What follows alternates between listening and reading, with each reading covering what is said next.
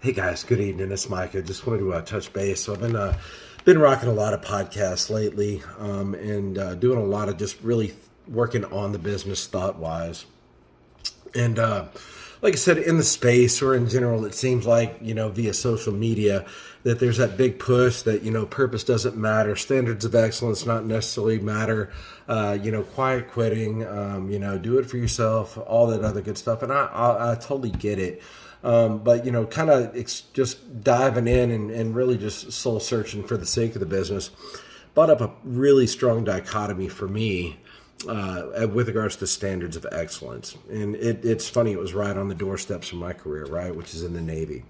And what I did was look at two different communities within the Navy, and it applies across, right? Aviation had its own set of standards and bravado and excellence.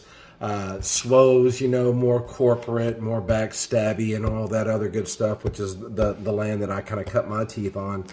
And and then you'll have the SEALs also, right, which are definitely like the pinnacle of standards of excellence and things like that. And you see it in corporate as well, right? Like you'll look at the high end names that kind of built their brands around, really performing. Take, for instance, Nike. But so, like I said, look at those different communities. And so this is all under the same umbrella. We all worked for the same organization, being the Navy. And just the way that the standards of excellence, I will tell you, were not the same in the surface warfare community as they were in the aviation community and in the spec ops community, having known folks that work in both of those communities. And why do I say that? And that's a shot against our folks.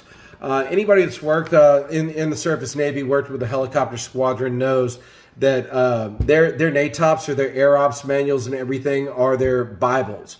They practice habit and repetition and are very committed to the processes and maintaining those standards. SEALs also hire to nothing but the highest of standards, small community teams, and then literally holding each other accountable to those standards. And then you have the SWO community, which is kind of in the middle, and this is kind of your slice of the pie, as I would say. There's nothing wrong with the SWO community. I think they've built more towards a corporate model over time, to the point to now, you're seeing all the bureaucratic red tape and the various trends going across with just the softening of standards. And that, like I said, we saw it all the time in the surface warfare community. And I just thought that was an interesting dichotomy for those that don't see the value add of standards of excellence. I would much rather run my organization like the SEALs with the procedural compliance of the pilots without all the bureaucratic red tape and HR shit that comes along with that.